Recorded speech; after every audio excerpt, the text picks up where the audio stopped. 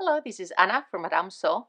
Today I have another quick tutorial for fun little game that you can take to the beach on a picnic or just use for a kid's birthday gift.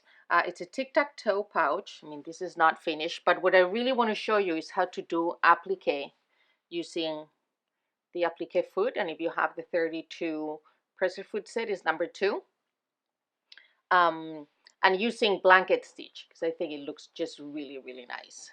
So this is the right side and this is the wrong side. But if you use a more contrasting thread tool, you can have a nice little effect. So I'm going to show you how to do that, how to turn corners inward and outward corners, and then I'll just show you how to put the whole pouch together, which is a really quick process. So let's get started. You're going to need a 9.5 by 14.5 inch rectangle of batting, top, and backing fabrics, a 9.5 by 1 inch strip of backing fabric and double stick fusible webbing, coordinating thread, and 8-inch narrow elastic. As far as tools, you need a rotary cutter and ruler, a marking tool, your applique foot, and your 1/4 inch foot. All right, first thing we're going to do is peel off. Okay, this has 2 sides, one with the stripes, so we peel off the plain one first, and it can be a little tricky. Here we go. Okay, let's put this on. It's a little stiffer, so it makes it easier.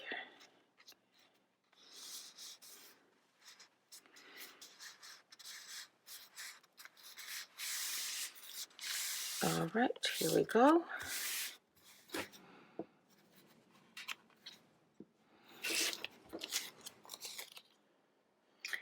Next, we're going to cut 1/2 inch strips out of this. And by the way, look at this fabulous non-slip mat. See how it grips that fabric? It doesn't move around. Okay, so here's my first strip. Always cut a... Oh, why do I always forget this? Take off the safe.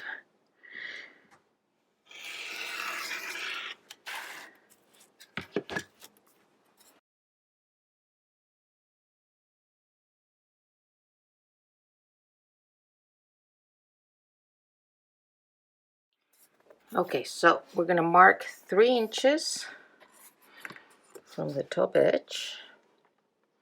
Here we go. Make my first mark here. And I'm realizing this is not cut square. I'm going to fix it in a minute.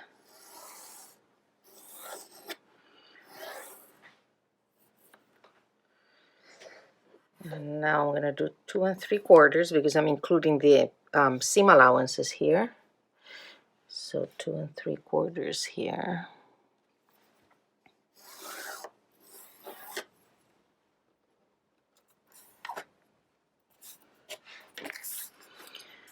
And 3 inches from this edge.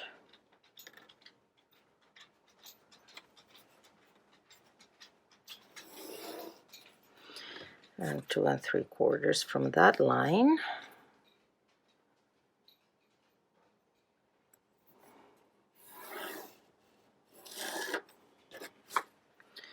That's where our strips are going to go. Okay. Let's peel this off.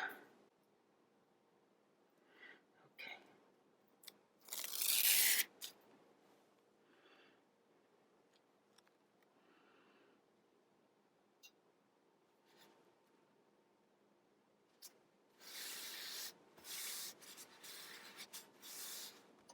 And here you could do some cute patterns. If you had different colors or different patterns, you could crisscross them.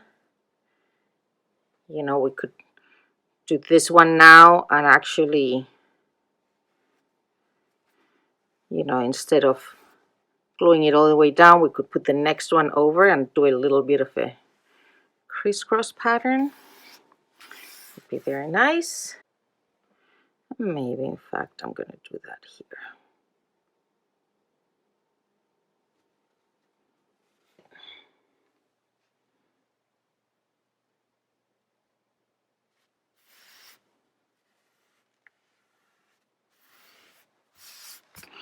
Okay, So for this part, you need to make sure you're following the instructions on your particular, mine is steam seam. And now that it's fixed here, it will make it that much easier to edge stitch here.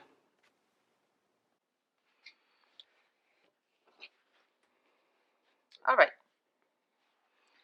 So we have our strips. I've already started my stitching around it, and here you can see it on the back how pretty it looks.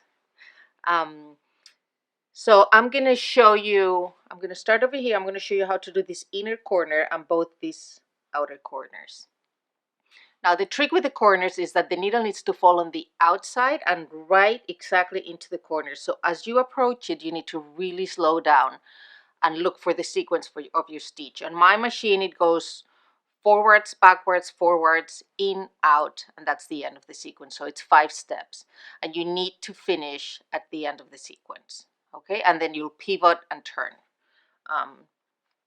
So if you feel that the last stitch is not going to be long enough, that it's not going to fall right into the corner, what you need to do is stop, lift the presser foot, lift the needle, and very, very gently just slide it over that last little bit so that the needle will fall into the corner. All right, so let's go do this. So when you position your fabric, you need to position it so that the applique part, it's right against the notch, not the open part of the toe, but on the notch that's slightly to the left. All right, and hold the back thread, put your needle down, and start slowly, because you really need to keep it aligned with the notch so that the outside of the stitch will fall on the right against the edge of the applique. Okay, so we're getting here. See, in and out, and now forwards, backwards, forwards, in, out, and I think I have exactly room for 2 more. And stop. See? And now pivot your fabric, and you're aligning this new edge against the notch.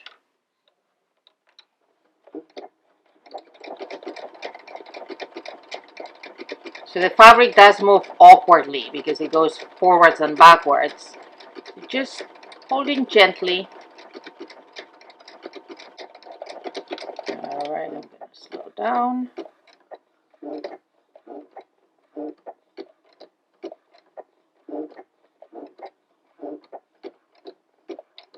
we go. So you're doing the same on the outer corner. There's no difference here. And now you have to just keep going really slowly because it's such a short distance. It's just that ½ inch. So keep going all around and finish it. Okay, so the last thing we need to do is this inner circle.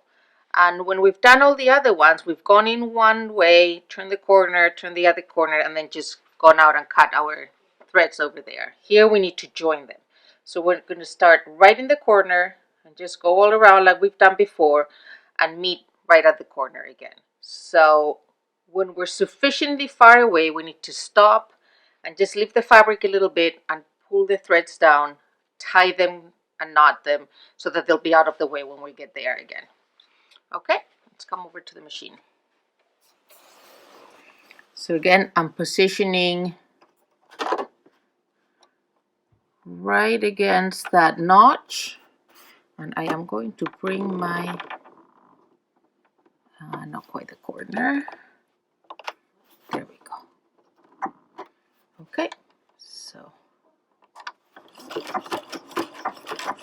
now the rest of the corners are just the same as they were before, and you're going to stop at the end right back where we started, and then we'll be ready for construction. We'll be ready for the quilt sandwich. Okay, here's the quilt sandwich. We have the backing down first, then the top right side up, and the backing wrong side up, so that right sides are facing together. And we're going to insert our elastic right here. So we're going to fold it in half. And I like to leave about a 1/2 inch. Okay. And I am going to pin this in place.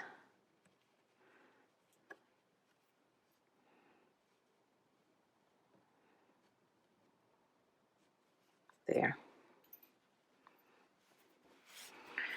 Okay, so I'm going to start over here.